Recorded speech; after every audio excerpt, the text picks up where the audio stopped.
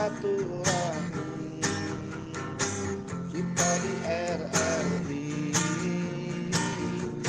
Ayo dulur hati riang gembira ngobrol di sini bareng Wak Ola.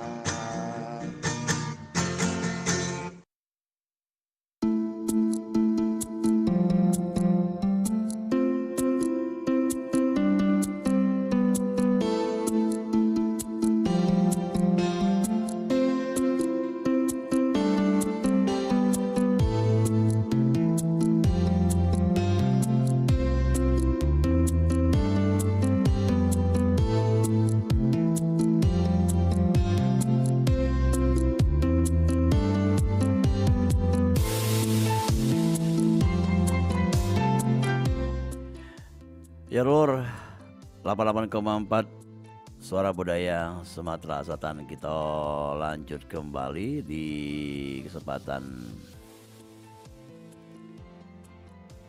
siang hari ini ya. Tentunya dengan program Loka kita, obrolan UMKM.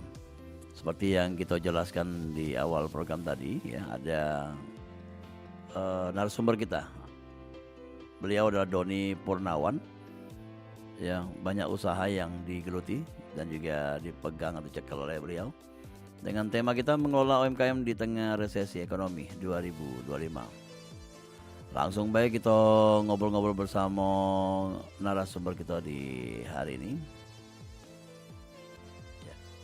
Halo, Assalamualaikum. Alhamdulillah baik. Okay. Ini pertama kali di Perempat ya? Pertama kali masuk studio, kalau nganter sering. Jadi, tapi kalau ngobrol-ngobrol sudah terbiasa ngobrol-ngobrol acara apa, podcast sudah. Gitu ya. Dan ini bentuknya seperti podcast, tapi tidak ya resmi-resmi lah gitu. Iya, tanpa video. Iya, tapi kita siarkan di YouTube juga. Oh iya. Jadi ya YouTube ada videonya juga. Nah, dan tema kita tentang resesi ekonomi, dan nanti kita akan cerita tentang Mak Manonian, usaha kita tadi diawali dan sampai mainnya lagi. Dan mungkin kita kenalan dulu usaha Don ini apa, terus Don ini siapa, dari Mak Mano gitu, silakan. Iya. Oke, assalamualaikum warahmatullahi wabarakatuh. Waalaikumsalam. Pendengar RRI Perempat Palembang. Perkenalan, saya Doni Purnawan. Kebetulan sekarang lagi jadi usaha UMKM ya. Levelnya kita menengah sudah. Dan punya karyawan sekarang di angka 50 orang lebih. Ya, 60 lebih. Untuk dua bidang usaha, yang pertama jasa perawatan kecantikan, Salon Alia Zahira Muslimah Beauty Salon, ada 6 outlet sekarang di Palembang dan di Lampung. Sama Krebo Seafood Station, ada 2 outlet di Pelaju dan di Le Garden Pim. Terus juga kemarin sempat jalan usaha gym juga, Brother Gym, tapi sekarang kita limpahkan ke adek untuk ngurusnya. Di mana nih Brother Gym? Brother Gym sama dengan yang di Kerabu Seafood, jadi di ada untuk optimalisasi tempat kita sewa 2 ruko. Ruko yang bawah kita buka untuk resto sama bagian belakang, terus lantai 2 lantai 3 untuk gym. Jadi konsepnya itu dulu kita sebut Krebo Seafood and Carbo Station. Jadi jadi karbo eatingnya dan karbo loadingnya di satu tempat. Jadi kalau capek apa lapar langsung lah ke sebelahnya. Tapi dengan standar makanan sehat lah. Iya, benar. Oke, di awal tahun berapa ngawal bisnis, atau mungkin langsung dari 3 bisnis ini, atau ada usaha sebelumnya? Nah, sebenarnya saya ini orang corporate, budak corporate dulu. Ya, jadi saya lama kerja di MNC, multinational company di Nokia. Terakhir saya tugas di Thailand 2 tahun. Terus sebenarnya in paralel ya, juga istri udah buka franchise salon muslimah dulu. Jadi ketika 2019 saya putuskan resign itu. Terus istri buka brand baru namanya Alia Zahira. Terus nama anak pertama itu Alia Zahira Muslimah. Terus 2022 kami buka resto. Terus kalau untuk Brother Gym itu di 2017. Jadi nggak bareng sebenarnya. Jadi terakhir yang nge-gym ya, terakhir. Kenapa ada tertarik nge-gym atau ada saudara yang buka usaha itu? Iya, karena dulu kita tertarik mau buka gym khusus cewek. Iya, namanya dulu Hawa Gym. Nah, sampai kita survei ke Bali gitu kan untuk ambil franchise. Karena spesifik cewek ini kan kalau nge-gym itu dia expense-nya lebih banyak sebenarnya. Jadi mereka tuh ngeluarin biayanya lebih banyak daripada yang cowok. Tetapi peminatnya yang nggak terlalu banyak, belum banyak. ya. Tapi mereka tuh sebenarnya terutama yang pakai hijab ya, mereka pengen gym itu yang terpisah kan, yang auratnya terjaga. Makanya fokus kemarin kita bisnis salon muslimah itu untuk dulu tahun 2010-an itu yang kan tren banget itu hijab ya, hijabers, tapi mereka nggak bisa treatment. Jadi kita buka lah salon muslimah itu rame banget dulu, sampai 60 orang per hari customer kita, sampai kayak pasar itu waktu. Nah tapi mungkin karena tren ya, jadi tren sekarang agak abu-abu nih antara yang menjaga aurat sama yang style gitu. Tapi kita tetap fokus di sana. Tidak muslimah ya. Tetap muslimah. Oke. Pastilah banyak tantangan ya dalam mengawali atau sekarang berjalannya bisnis ya. Bisa cerita ya, mungkin dari tahun 2012 ya. Iya, kalau 2012 ya. Kalau salon muslimah alhamdulillah sebenarnya kita tuh grafiknya naik terus sampai 2019 itu luar biasa sebenarnya. Ketika Covid? Nah, ini dia. Covid itu jadi benar-benar jadi game changer sebenarnya. Banyak saya lihat teman-teman yang usahanya rubuh, bukan hanya di level UMKM ya, kita lihat dari level mega corporation aja banyak yang rubuh kan. Dan mereka shifting the model bisnis, terutama kayak mall itu kan terus punya munculnya ghost kitchen atau seumpamanya banyaknya kalau di resto itu GoFood, GrabFood dan yang lainnya. Terus kalaupun jasa sekarang kita juga lagi bersaing dengan yang menyediakan jasa panggilan online. Jadi memang iya tantangan tuh sangat besar di sana. Makanya pas judul resesi wah berat ya. Berat. Tapi memang kita harus jujur ya. Kita tidak bisa sugar coating itu istilahnya memaniskan sesuatu yang kondisinya sudah masem. Ya, jadi tahun 2025 ini saya baru nonton tadi YouTube Reynal Kasali yang bicara bahwa ekonomi Indonesia atau global ya, terutama dia mau fokus Indonesia bahwa sangat tidak baik-baik saja. Dan kita lihat memang pemangku kebijakan sepertinya pengen sugar coating istilahnya, oh ekonomi Indonesia baik-baik saja, padahal the reality tidak. Survei Apindo per April 2025 mereka baru rilis awal bulan ini mengatakan bahwa 67% pengusaha itu level pengusahanya itu dari yang raksasa sampai yang UMKM yang mereka survei mengatakan bahwa 67% pengusaha dalam posisi defense mode, maksudnya posisi bertahan. Jadi yang mereka lakukan, kami tidak akan melakukan ekspansi dan kita akan melakukan efisiensi. Makanya sangat jarang kita lihat bahwa korporasi besar ataupun pengusaha-pengusaha menengah pun yang ekspansi secara masif, malah hanya yang menahan diri, yaitu. Terus yang kedua memang kondisi pasar tidak baik-baik saja. Tapi itu maaf ini untuk Indonesia atau Asia Tenggara? Indonesia. Dan kita lihat di Palembang juga seperti itu. Jadi kalau kita balik lagi ke resesi, kuncinya itu kan kita untuk UMKM. UMKM ini kan sebenarnya teman-teman yang mayoritas usahanya itu adalah memancing duit di level bawah kan, karena memang setaranya kan UMKM usaha mikro, kecil dan menengah. Mikro, kecil dan menengah itu sebenarnya levelnya sudah 50 miliar sebenarnya aset ya, 50 miliar. Untuk di level Palembang ini saya kenal beberapa teman-teman UMKM yang sudah di level itu sebenarnya, tapi angkanya bisa dihitung dengan jari.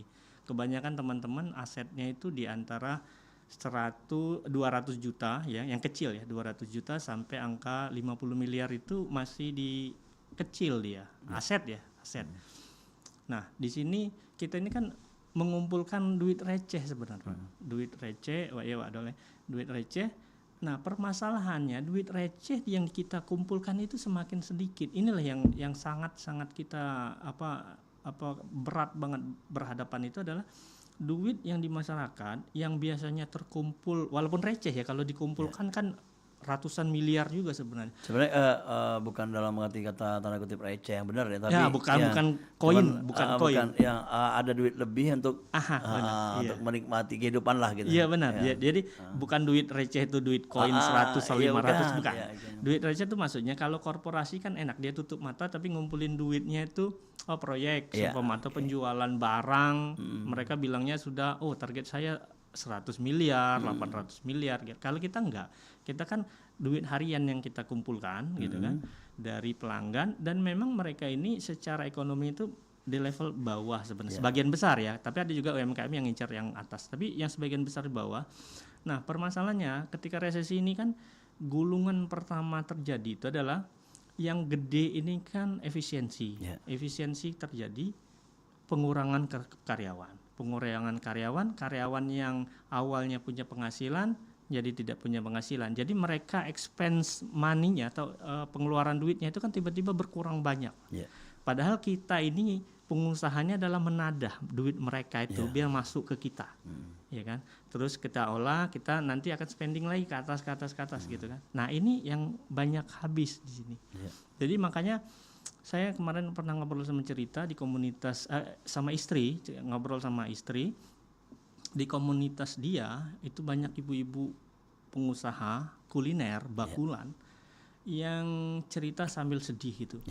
Bahwa omset harian mereka tuh kadang 100.000, kadang nggak ada customer, laku beberapa item. Nah, itu yang menantang sebenarnya Pak ya. Bagaimana kita tetap bertahan dengan kondisi seperti ini. Jadi apa pola pikir yang cara pintar untuk mengolah keuangan ya. Jadi kalau selama ini mungkin jor-joran untuk promosi, kalau di usaha-usaha itu mungkin promosi dibuat sendiri sekarang. Iya. Yang memanfaatkan media sosial juga. Benar kan? Iya. Terus satu lagi mungkin berpikir untuk buka cabang, fokus dulu satu tempat. Memaksimalkan. Iya, maksimalkan. Jadi bukan pilihan terakhir lah kalau mengurangi karyawan ya. Jelas itu pasti. Tapi UMKM ini kan termasuk perekonomian terkuat selama resesi atau mungkin permasalahan-permasalahan yang selalu yang ada di dunia nih. Dan bahkan di Indonesia ini yang bisa dikatakan yang menjadi barometer terbaik itu UMKM gitu. Benar. Perusahaan besar udah banyak kolaps lah gitu. Ada yang banyak ngurangi tadi kursus karyawan. Nah, bagaimana dari usaha Doni sendiri dari jalurnya cerita ini ya, untuk tetap bertahan dengan pemikiran resesi tadi yang disampaikan oleh Doni, mungkin yang bisa diambil gitu, sudah dilaksanakan. Yang pertama sebenarnya itu mengelola pertama sekali itu mindset. Pertama mindset, kenapa? Karena kita dengan mindset yang benar kita bisa mengelola ekspektasi yang benar dulu sebenarnya. Karena di sini kadangkala ketika kita orang-orang baru memutuskan jadi pengusaha, serasa pindah kuadran gitu. Jadi pengusaha tuh hebat. Terus istilahnya tuh kita tuh menggaji orang atau tangan di atas kalau itu atau kita itu mulia segala macam. Tapi memang itu harus ada sebenarnya. Tapi ekspektasinya itu yang harus dijaga. Karena ketika kita masuk ke dunia usaha tuh sebenarnya benar-benar masuk medan tempur, ya kan? Masuk medan tempur. Dan kalau kita tidak bisa mengelola ekspektasi yang baik, kita bisa kecewa, runtuh, terus kita merasa putus asa dan segala macam. Itu yang pertama, mindset dulu yang kita kenalkan. Terus yang kedua, ya dengan adanya kita mengatur ekspektasi, kita bisa mengolah target, ya. Karena dulu saya ingat waktu ketika kita sering coaching segala macam, naruh target itu gantungkan target setinggi langit gitu. Betul, kan. Nah, itu sebenarnya mempengaruhi ekspektasi kita. Nah, ketika kita sudah tahu kondisi ekonomi tidak baik-baik saja, yang pertama yang harus kita atur adalah bagaimana saya tetap untung, bagaimana saya tetap bisa membayar karyawan dengan layak, terus untung itu bisa menghidupi minimal keluarga inti, terus membantu keluarga besar, kalau bisa tetangga sekitar. Itu dulu. Jadi ekspektasi kita nggak muluk-muluk banget. Terus yang kedua adalah kita melihat kalau sekarang aja perusahaan-perusahaan besar melakukan efisiensi, apalagi di kita UMKM. Makanya teman-teman harus ngatur itu efisiensi itu seperti apa. Jadi kita nggak boleh lagi jor-joran banget, harus benar-benar terukur ya target.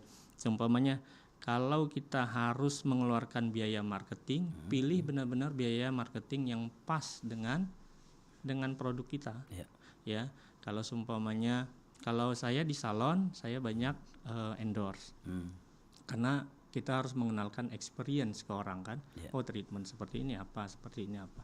Di resto juga seperti itu. Kita harus mengeluarkan memberikan experience ke customer yang mereka tertarik atau enggak. Nah, itu berarti harus ada konten, harus ada postingan di akun medsos masing-masing. Karena customer kita ini kan paparannya sangat tinggi. Ya kan, paparan sangat tinggi dan seluruh produk-produk orang itu terlihat dia, terutama di gadget mereka kan. Kalau kita jalan aja semua di sepanjang jalan itu, momen kita melihat jalan, kalau untuk yang penumpang ya, anggaplah customer kita tuh satu keluarga tuh, waduh ya, satu keluarga di mobil, terus ada istri dan ada 3 anak di belakang. Mereka itu sebagian besar waktunya, kecuali sopir ya, mereka menatap layar. Jadi efektivitas papan iklan di pinggir jalan itu akan sangat berkurang kalau saya lihat sekarang ya. Karena mereka akan lihat di layar sampai tujuan baru mereka ngelihat. Kadang mereka nggak ngeh, tadi ada toko itu ya, kan jarang. Tapi kalau mereka lihat pas ada konten, dia jalan di situ terus dia ngelihat ada akun medsos, ada yang viralnya di sini, dia langsung, aku lagi di sini nih. Cari tahu. Cari tahu. Makanya ada korelasi. Tetap kita tidak bisa terlalu mengunggulkan satu sisi sementara menghilangkan yang lain. Makanya kalau marketing butuh tempat strategis, butuh. Terus merek toko yang jelas juga tetap butuh. Makanya harus benar-benar tahu kita. Kadang-kadang ada teman-teman yang tokonya di mana nggak kelihatan. Tapi aku udah endorse si A, si B, si C. Tapi kan orang nggak tahu tempatnya kan gimana gitu. Jadi nih mungkin bukan hanya dari manajemen juga, jadi tempat juga membuat kita dikenal ya. Pasti. Nah, mana dari usahanya Doni sendiri sekarang ya? Mungkin ada yang unik di di depan tuh. Jadi saya kalau untuk di salon saya 3 lokasi di mall, Palembang Square, PTC sama OP. Terus yang satu lagi 3-nya di luar mall di Sako dekat kantor camat Sako. Interior eksterior sama semua. Sama mereknya gede. Gede. Iya. Terus di Lampung satu. Kalau yang resto satu di PIM di mall ya, karena yang ngincar market. Memang saya lihat market seafood itu banyak di mall. Terus ada juga di yang tadi kalau yang di Pelaju karena efisiensi tempat ya. Karena saya sebelumnya sudah punya gym. Ketika gym diekspansi lantai bawah cocok untuk resto. Dipilihnya mall karena banyak orang warawiri gitu. Ya, karena kayak kalau kita tempatnya itu kayak mall itu orang udah terfilter sendiri sih. Yang datang ke mall kan biasanya ada isi dompet lah. Iya betul. Iya, apalagi kalau kita rebutan nyari isi dompet orang, lebih pas gitu. Yang duit receh tadi ya. Iya, duit receh tadi. Oke, yang di Lampung, ini kan di Lampung di luar kota. Bagaimana manajemennya atau diserahkan orang gitu? Percaya aja gitu. Percaya, iya. Tapi kita rutin kontrol, minimal tuh 3 bulan sekali kita datang, sekali jalan ke sana kan. Kalau dulu malah hampir tiap bulan karena ada anak kuliah sekolah di Jakarta, jadi lewat darat singgah sana terus ke Jakarta. Tapi memang tantangannya tuh di situ, karena semakin kecil kita timing untuk ngontrol usaha kita, semakin besar terjadi penyimpangan. Penyimpangan itu dari standar layanan yang jelas, terus penyimpangan dari waktu seumpamanya, dari quality menu kalau di makanan atau layanan standar treatment gitu.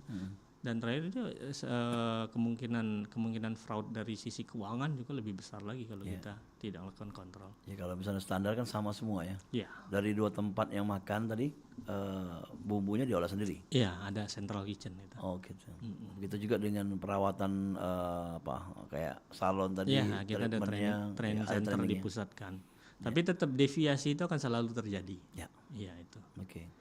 Dan ini kalau seumpamanya kita ngomong masalah mengawali usaha, dari 3 usaha ini yang paling mudah untuk mengawalnya mana?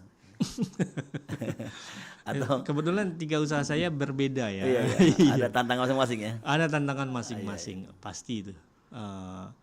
Yang kalau di jasa, terutama kayak salon ya, karena saya melakukan usaha itu awalnya itu juga karena istri sih ya. Iya, Istri dulu pengusaha pekerja juga sama saya di telco juga. Terus karena dia pengen usaha sendiri, Iya, ada jadi usaha, dia iya. usaha salon.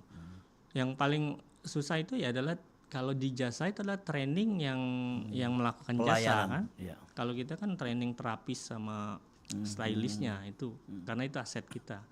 Kalau di resto ya yang jelas itu menu, ya. Terus kita harus ngejar yang lagi in, Ya. yang lagi menu-menu kita yang lagi in. Itu Karena tambahan ya. Ya tidak jadi utama, yang ini kan nggak mudah sekali hilang gitu. benar. Yang viral-viral. Itu juga menu-menu utama juga kita lihat juga terjadi pergeseran sebenarnya. Iya. Kan kayak dulu seafood itu sesuatu yang wah banget ya. Tapi kalau sekarang udah banyak banget yang buka, nggak terlalu lagi. Terus kayak makanan grill, grill dulu kita kan kayak rebutan banget. Sekarang saya lihat tempat-tempat grill mulai ada beberapa yang tutup, terus udah terlalu ramai lagi. Tapi yang tetap bertahan di Palembang ini adalah pempek dan Oh bakso. iya pastinya. Iya. Makanan dua itu yang dicari memang rakyatnya. Bakso dari Jawa, pempek punya kita. Iya. Tapi itu pemainnya. Iya. Udah beberapa udah masuk red ocean kali sekarang. Oh gitu. Iya. Tapi tetap ada yang pemain-pemain yang karena dia bisa main di konsep legend dan enaknya, dia tetap di Blue Ocean dan tetap di kalau itu kayak Viko kalau di sisi pempek ya. Terus kalau di bakso apa? Kita ada bakso granat mungkin atau ada bakso legenda. Yang ada dari Lampung gitu ya. Ada yang dari Lampung lagi. Bakso Bakso Sony. Iya. Sampai apa namanya itu? Orang mau ke sana, mau ke Lampung mau lihat bakso tuh. Begitu juga orang Lampung sini makan pempek tadi. Ya sini sepertinya ada hadir ya produknya dari Doni ya untuk di sampel ke ya. Ya terima kasih. Untuk adola nyicip somtam. Somtam Tapi kita bakal balik lagi ya, kita break dulu untuk Dolor Galo-Galo ya di program Loka kita di kesempatan siang hari ini bersama Doni Purnawan ya. Dan kita balik lagi dengan program Loka kita setelah yang berikut ini.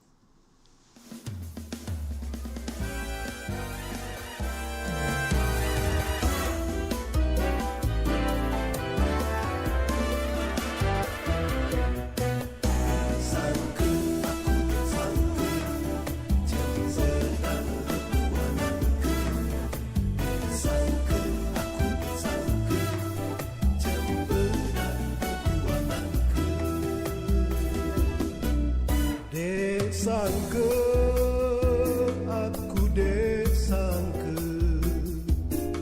awak tunang aku juara alamat badan sengsara akhirnya masuk penjara. Sangka aku sangka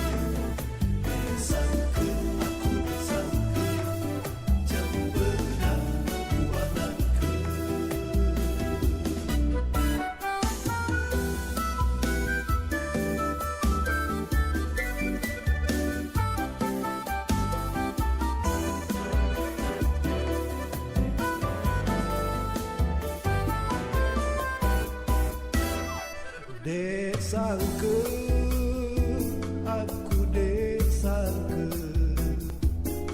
awak tunang aku juara.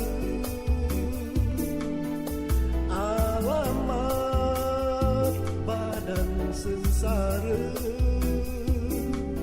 akhirnya masuk penjara. Dek sangka, aku dek sangka, jangan sedang perbuatanku. Dek sangka, aku dek sangka, jangan pedang perbuatanku. Dek sangka, aku dek sangka,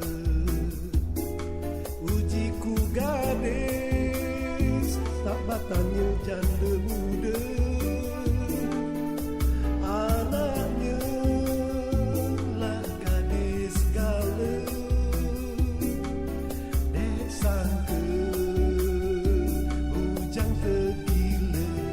Dek sangka, aku dek sangka, jangan sedang perbuatanku. Dek sangka, aku dek sangka, jangan pedang perbuatanku. Dek sangka, aku dek sangka, jangan sedang perbuatanku. Dek sangka, aku dek sangka, jangan pedang perbuatanku.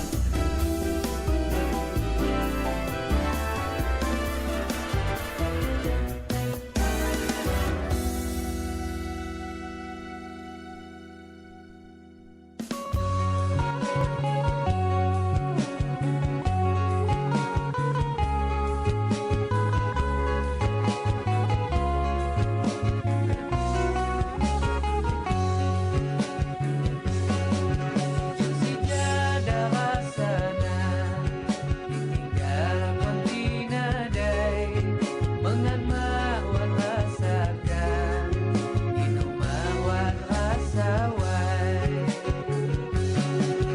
amun hatiku dimu ada dasar pandai lutia mencobatu mematang jadi sungai. Bye bye dah, bye bye dah, bye bye dah, bye bye dah. Marilah muradu, marilah muradu, marilah muradu, marilah muradu. Amun kau tengah bini, ku adukan di Tuhan. Amun kau tengah bini, ku adukan di Tuhan. Ampai wat lepas hati, ampai wat lepas hati, ampai wat lepas hati, sang layan bahagia. Bismillah pangkal nadi, kalimat penguripan, kintu kita mah jadi, buai ingo-ingoan. Bye bye dah, bye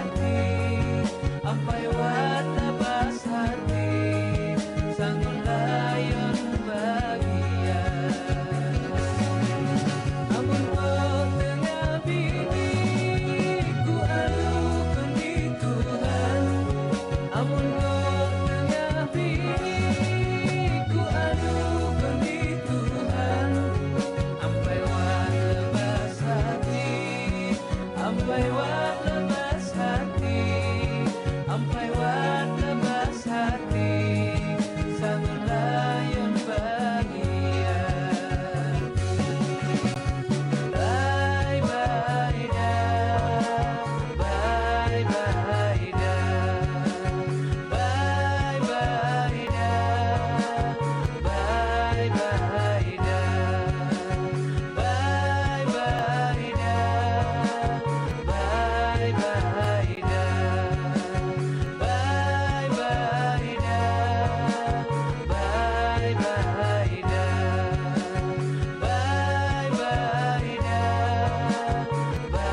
bye bye dah, bye bye dah, bye bye dah.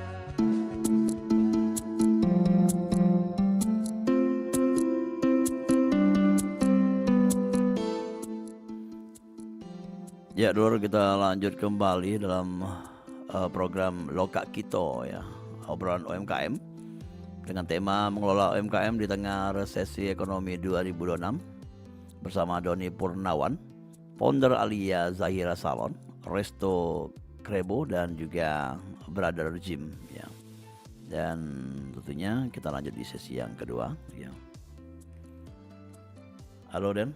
Ya. Sorry ya. Ini sudah ada di depan nih produknya. Ini salah satu paket ya. Iya, paket Apa namanya? Somtam. Somtang di luar. Somtam sebenarnya dari Thailand ya. Nah, ini menu Thailand ya. Coba tunjukkan ini tidak cak kejingon ya. Coba ya. Coba. Nah. Iya. Di ini paduan menu seafood seperti udang, kadang kita rajungan juga kan, terus cumi atau gurita gitu. Terus dipadu sama sambal khas Thailand. Ya. Sambal yang pedas terus nyelekit enak rasa jeruknya itu. Oh, sama cak ini Seger ya. istilahnya. Cak sambal Lampung, seruit. Seruit, beda. Ada jeruk-jeruk juga. Iya, jeruk aja ada rasa, tapi sensasi berbeda jeruk ya. berbeda. Iya, oke. Tapi pedasnya sambal kayak sambal setan itu kata. Enggak. Tidak Tapi ya? memang pedas, pedas. oke. Tapi seger dia istilahnya. Kalau kita menu-menu Thailand itu memang khas. Sebenarnya Indonesia itu nggak kalah juga gitu kan, banyak juga sambal-sambal yang enak kayak seruit Lampung iya, gitu benar. ya. Tapi karena mereka bisa mengemasnya dengan baik orang Thailand, makanya mereka itu benar-benar nyebar gitu loh menu mereka dan sampai ke kita juga. Dan orang luar kenal somtang itu kan. Somtam. Somtam. Somtam. Kalau kita di pindang ya. Pindang. Kalau Nah, di iya. sana ada Tom Yum. tom yum. Tom Aku pernah ngicip tom yum mirip pindang. Iya. Tapi lebih rasanya lebih Iya. kita lebih manis, lebih segar. Ya. Oke, ini keringan, tidak ada kuah. Ini sebenarnya segar, basah dia kan, masih segar itu. Atau separuh matang. Enggak. Kalau Ini kan kalau- dikukus, oh, iya, dikukus iya. semua. Itu. Jadi isinya apa aja selain udang itu ya? Biar ada udang, ada jamur, terus ada ini apa mie beras itu sebagai pengganti nasi. Karena sampai kita benar mengikuti cara mereka makan, saudara. Kan kalau di Thailand tuh menu nasi itu sebenarnya nggak banyak. Jadi sayur itu digulung sama mie beras tadi digulung sama sayur makannya. Oh, gimana? Iya, Atau jadi dicocol, cocol. pilih mana yang lebih enak, lebih pas makan. pakai sumpit ya. Sumpit atau ini pakai pakai tangan? sarung tangan. Oke. Sarung tangan. Dan ada apa remis hijau ya? Ya, ada kerang hijau. Kerang hijau. Kerang ya. hijau. Jadi di situ ada udang, Udang, ada udang galah ya. udang galah. Udang galah. Oh, udang sama kepiting. Ke rajungan. Rajungan. Rajungan. Apa beda kepiting sama rajungan? Kalau kepiting itu kan bakau dia, banyak di daerah Payau. Kalau rajungan kan di laut di bawah, dia dalam air. Tapi tidak ada dijual yang rajungan, yang kepiting. Rajungan lagi kosong sekarang. Oke. Lagi kosong. Jadi seafood ini salah satu tantangannya juga. Ini orang Cina itu hampir semua makanan mereka suka dan mereka lebih banyak duit. Jadi mereka itu ngimpor hampir semua menu-menu. Yeah. Sekarang lobster aja kita nyarinya susah. Saya punya menu lobster juga. Dan sekarang di level pengepul itu harganya tuh lagi mahal-mahal. Impor ya. diekspor. Kita kita ekspor ya? ngekspor. Iya. Iya, kita ngekspor. Jadi mereka lebih cenderung ekspor ke Cina daripada sisa-sisanya baru kita yang ambil. Lebih mahal ya. Iya, udang bakau juga kebanyakan kayak gitu. Jadi kalau yang kita yang punya kecil-kecil ya. Iya, jadi ada yang besar tapi nggak melimpah. Oke, ya. Tapi kalau dicoba dengan udang sungai atau seafood atau ya, bahan-bahan dari sungai, Ada juga sebenarnya, ada juga. Iya. Tapi kita kebanyakan tuh udang laut ya kayak faname, tiger gitu. Kalau udang galah ini kayaknya payau juga ya dari payau. ya. Kalau namanya sudah kualitas, ya, harganya juga. Nah, Iya. ini asal harga. Iya, iya. Ya. Sebenarnya ini mulai ada yang paket kita dari harga 79.000. Untuk yang sendirian berdua. Untuk yang paket personal. Paket personal somtamnya. Terus kita juga ada ini apa namanya yang hotpot. Hotpot yang dipakai panci yang pakai kompor gitu. Itu seger banget itu. Oh. Nah, ada yang versi seapotnya yang makanan dari lautnya atau coastpot kita makanan dari daratnya. Jadi ada pilihannya. Gitu. Pilihan. Ya. Iya. Dari harga berapa katanya paling murah? Range-nya kita itu ada di harga 50 ribuan sebenarnya. Ada ya? Ya 50 ribuan. Sampai ada di angka 400-an kalau untuk udah paket community ya yang makan berenam. Oh gitu. Dan menurut dari customer kita sendiri kalau mereka sudah makan sana gimana? Ya, ada ada- rasa ungkapannya? Iya, jadi mereka surprise gitu dengan harga apa dengan rasa ya, Ya. dengan rasa. Sesuai dengan harga ya. Iya. Ya. Alhamdulillah. Dan ada yang kembali lagi. Ya repeat order banyak. Iya, iya. Iya, Kita namanya kan memang dari segi rasa kan Iya, iya. menunjang lah kalau apalagi sampai orang mau kembali lagi beli di sana. Benar, benar. Dan tempatnya luas. Luas kita bisa nampung 50 orang kalau yang di Pelaju ya. Karena lokasi sendiri itu 50 orang bisa. Ada untuk musik juga kita bisa ini. Yang di Pelaju di mana? Di paling ada acara-acaranya di pom dekat bensin? JM, dekat JM. Oh, oke. JM sana lagi dekat sebelah BCA Pelaju. Sebelah kanan. Ya, sebelah kanan. Oke, ya. Oke, kerabu apa artinya kerabu sendiri? Sebenarnya dari kata crab, kepiting. Kepiting. Iya, menu ini apa Bukan di Pleasant Keribu bukan? kribo. Bukan ya. Mr. Crab sebenarnya, tapi kita bilang krebu. Logonya juga kepiting kan. Iya. Nah, jadi apa? Tapi memang buka usaha seafood ini memang hobi seafood ya? Saya kan lama di Awalnya. Thailand, Iya. lama di Thailand. Terus saya lihat mereka itu benar-benar apa namanya tuh sukses mengelola ininya, kuliner mereka. Jadi di sana itu sebenarnya ini baru beberapa ya. Kalau menu asli mereka tuh lebih banyak lagi sebenarnya. Iya. Dan namanya tuh lucu-lucu. Tapi memang base-nya itu adalah makanan laut, cumi panggang, gurita panggang, soto bakar. Dan di sana saya kan di pedalaman Thailand kemarin di Korat. Mereka tuh punya kayak semacam wilayah-wilayah pasar malam yang di sana tuh pengusaha kuliner tuh buka lapak. Jadi kalau di Palembang itu kayak lapangan apa ya yang besar, sepomnya 1 hektar kosong tuh tiap malam mereka tuh dari jam 5 sore sampai jam 9 malam tuh penuh. Jadi di sana tuh tempat ngumpulnya orang-orang. Tidak sampai malam dan jam 9 malam. Iya jam 9. Ini karena makanan ya. Karena dia itu tempat makan gitu. Jadi nggak sampai bukan tempat Kalau pagi tadi sampai jam 12 sekarang ya. enggak, tapi itu lapangan. Oh gitu. Lapangan terbuka. Dan untuk ngobrol-ngobrol gitu ya. Dan hampir di setiap kota besar mereka ada. Kalau Bangkok karena sudah terlalu metropolitan, dia ada mungkin Asiatik kalau orang-orang yang Ya pernah. kita lihat di YouTube sendiri kan kalau di media sosial kan ada tempat-tempat khusus mereka makan-makan. Gitu. Iya, kalau kayak pasar Catucak gitu kan. Nah, kalau di kota-kota yang di daerahnya, kayak kita Palembang di sini, mereka tuh memang ada tanah-tanah kosong yang isinya tuh untuk funfair gitu loh. Mahal-mahal lah makan itu. Murah. Murah itu. Karena kan kaki 5 itu ya. Iya, kaki 5. Tapi kalau standar kita lumayan ya. Karena saya belanja tuh satu tusuk sate cumi itu 20 baht. 20 baht itu sekitar Tahun berapa tuh? 8.000. 2019. Baru-baru ya. 2019 ya. 19.000. Kan 450 kalau zaman saya ya, itu berarti sekitar 9.000. Oh, enggak terlalu mahal. Enggak terlalu mahal.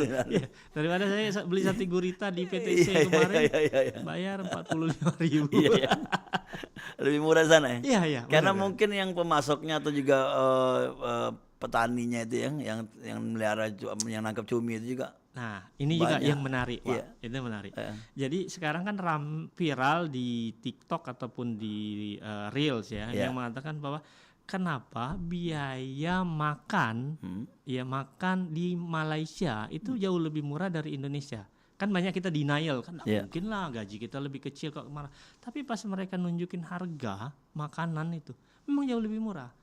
Ternyata memang faktor distribusi Ya. itu kunci. Jadi saya beli kerang nih contoh ya. Kemarin saya beli kerang itu sekitar 200 kilo Ya. dari Cirebon. Ongkir ya sekitar 400.000, ya kan? 400.000. Nah itu kan lumayan mahal itu ongkirnya. Saya nggak tahu di daerah mereka gimana ya. Jadi selisih harga barang di pusatnya Iya. dengan di kita jauh. Kerang hijau di Muara Angke, saya pernah ke sana, Muara Angke itu 10.000. 10.000 per kilo. Di Palembang 20.000 per kilo. Selisih 10.000. Kalau kita belanja seton itu kan sejuta. Benar, ya, benar. Iya benar. Ya. Tapi ternyata sebenarnya distribusinya tuh saya tanya di ekspedisi satu truk mobil ekspedisi untuk ngangkut 4 ton semua itu nggak banyak. Biaya yang mahal, Pak. Karena supplier yang di Muara Angke taunya dia ngelepas barang itu di pasar. Saya taunya 10.000 ini keluar dari toko aku. Nah, kita ngangkut dia itu ke mobil ekspedisi ada harus ini jatah premannya. Iya, benar. Harus orang itu Distribusi. yang ngangkut. Jadi biaya-biayanya dihitung-hitung sampai melonjak sekitar 15.000. Ya. Habis di situ. Jadi dari 10 jadi 25.000 sampai tempat 20.000 tempat kita. kita. Gitu. Tapi kalau supaya sekitar kita nih ada ya kayak mungkin ya, kampung nelayan gitu mungkin lebih murah ya. Lebih murah. Nah, itu juga distribusi kita sudah jauh lebih mahal. Komunitas untuk memproduksinya itu lemah. Itu dia. Ya. Jadi kenapa saya lama di Surabaya kemarin pernah ditugaskan di Surabaya berapa setengah tahunan. Kenapa warung bebek di sana enak, gede-gede, nggak terlalu mahal dibandingin Palembang. Karena di sana ternak bebeknya itu komunitasnya tuh udah benar-benar jadi satu kampung produksi bebek, Iya. cuma produksi ayam, produksi telur. Jadi di sana tuh biaya produksi udah murah, kirim ke Surabaya, jadinya warung-warung pecel lele, Pak. Ya. Itu kita bisa makan 10.000 itu kayak dapat lele kecil itu 3 ekor gitu. Iya, Kadang nggak kebayang murahnya. Tapi Palembang mahal. Ya, Nah, itu. ya. Jadi kembali ke sentra dulu ya. Benar. Jadi kita pelaku UMKM ini agak dilemahnya tuh di situ. Ya. Posisi normal aja barang yang kita beli itu udah mahal. Ya. Terus kita mau jual lagi marginnya kalau margin gede harga kemahalan. Nah, sekarang posisi beli kita sudah mahal di resesi ini, customer yang kita target pun tambah dikit. Oke, benar ya. Ini sepertinya sepi belum ada yang nanya. Apa katanya kita janji mau ngasih kupon ya?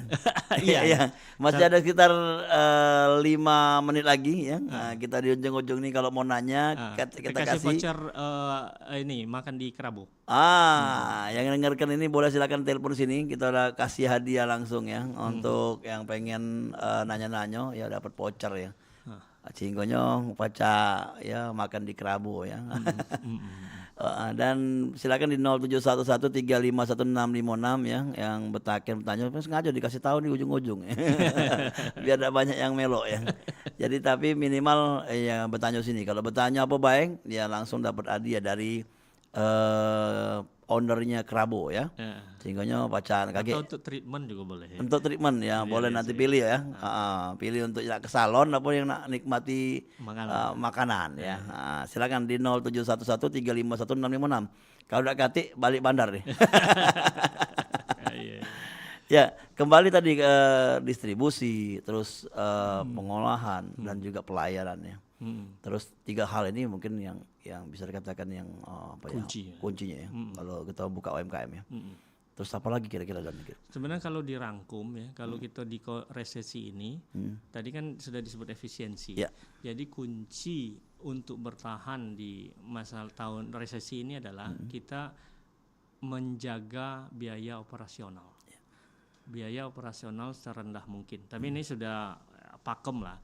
Kalau kita tahu sumpah bisnis kita itu apa namanya tuh marginnya tipis, ya kan, terus harus pakai jual kuantiti banyak, operasional tuh benar-benar kunci. Operasional itu adalah dari layanan, dari pengelolaan barang, terus dari bahan baku. Saya kemarin di seafood ini ya, jadi curhat jadi. Ya.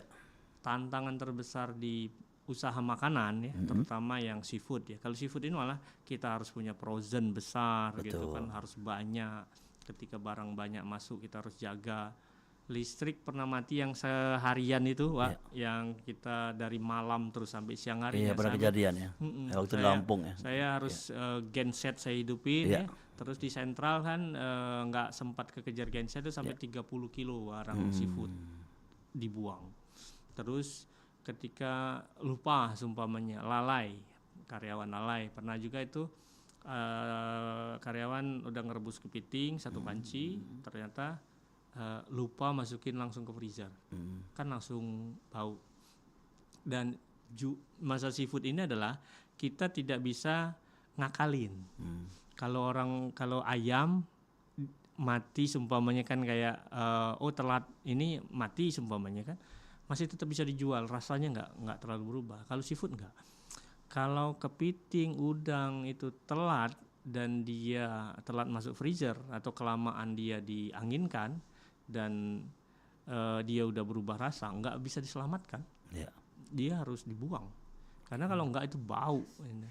Nah ini tantangannya. Kalau beda kalau yang roti atau apa mungkin bisa bertahan, tapi mungkin roti kadaluarsanya kan 2 hari 3 hari nggak laku ya harus dibuang. Jadi semuanya tuh ada apa ya, risiko jualan. Risiko jualan. Jadi istilahnya nggak mudah. Betul. Nggak mudah. Harus belajar. Harus belajar. Nah, ini kembali ke belajar nih, ke TDA. Jadi kenapa masuk TDA? Jadi Gabung. TDA ini komunitas, saya rasa komunitas bisnis terbesar sekarang, gitu ya. Dan yang kegiatan termasuk yang paling banyak. Ini dalam waktu dekat akan ada namanya KMB, kelompok mentoring bisnis yang diadakan oleh TDA Palembang. Hampir seluruh TDA wilayah ya di Indonesia akan mengadakan KMB. Di situ akan ada semacam sharing. Jadi pengusaha-pengusaha existing atau yang sudah lama, yang sudah pengalaman, itu bisa sharing ke yang baru. Sebenarnya gini, usaha itu harus ada ilmunya kan. Ilmunya ini ya harus dipelajari, dan yang dipelajari sebenarnya tidak harus yang bagus-bagus semua. Orang-orang gagal pun sebenarnya kadang-kala kita perlu belajar biar kita tidak mengalami kegagalan yang sama. Makanya kadang-kala sharing session itu sangat penting, bukan hanya cerita sukses story-nya ada, tapi kita juga membongkar fail story.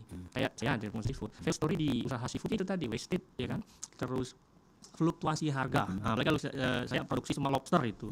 Lobster itu variasi harganya tuh bisa di 140 sampai kemarin saya nanya ke supplier di 345.000 per kilo lobster ya. Jadi bayangkan kalau kita pemain baru ya, buka usaha umpamanya seafood, gagah kita jual lobster, pas waktu itu kita beli harga yang pas lagi panen gitu kan, dapat harga paling murah, kita ngambil margin 40%, anggaplah promo gede-gedean. Tiba-tiba Cina mesen berapa kontainer ini lobster dari Lampung semua. Otomatis Lampung akan kehabisan lobster, pasti itu. Nah, kita yang lagi gagah di Palembang nih, jualan lobster promo segala macam, stok tinggal dikit, promo masih jalan. Kita nyumpah, tolong kirim lobster ke supplier. Ada player 345. Kita lagi promo. Kalau mau di stok yang enak dengan customer. Nggak enak, terus ternyata sebagian besar jualan kita lobster umpamanya. Jadi kita nggak ada stok, kita nggak jualan. Ya kan, sementara kan biaya kan jalan terus. Wah, itu ngakalnya kalau dari minimal apa itu harus. Pertama kita harus stok, kita tahu pas stok ya. Terus yang kedua, ya berarti kita harus ada variasi menu.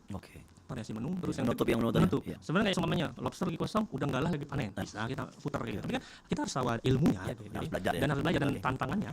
Iya. Nanti itu tuh nanti kapan-kapan kita ulas mengenai cara berwirausaha sekali lagi ya. Jadi dulu masih ada kesempatan nih bertanya yang ada dia ya dengar kita nih. Langsung back sini 0711351656. Mungkin nanyo alamatnya di mana atau di media sosialnya. Apa buat dalam masih kosong. Ya, untuk jokin sih. Tapi kalau misalnya bermain di lobster atau makanan tadi, memang harus diperkirakan yang bahan baku lah ya. Benar bahan baku. Jadi itu benar tantangannya. Sama penyusutan. Kadang-kadang gini ya, kita ketika ini faktor HPP juga sangat penting. Penyusutan di seafood itu luar biasa. Kita beli gurita 1 kilogram ya kan, harga enak gitu. Kita beli gurita 1 kilo Yang segar ya? 80.000 sekilo.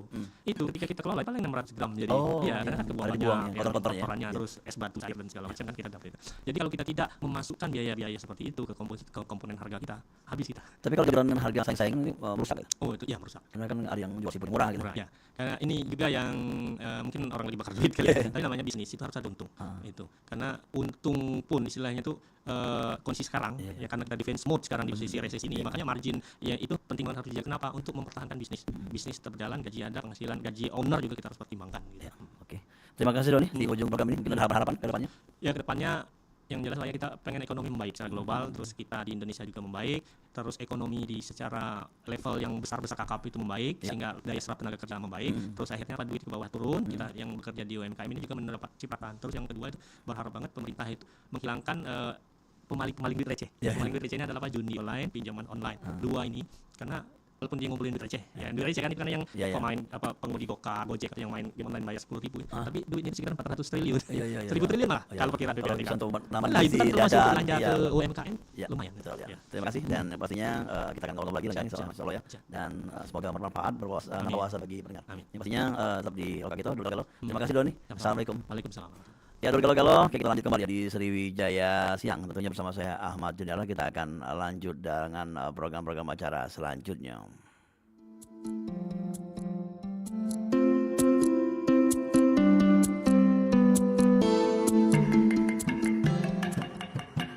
Prompat, Suara Budaya Sumatera Selatan.